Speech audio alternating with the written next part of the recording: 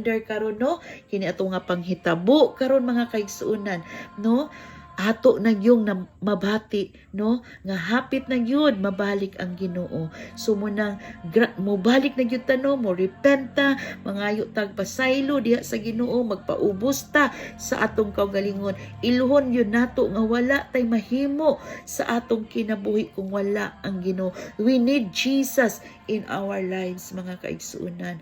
Yes, daghantang giandam no, mga on the go nga bag, mga evacuation center, o daghanta salamat ni ana.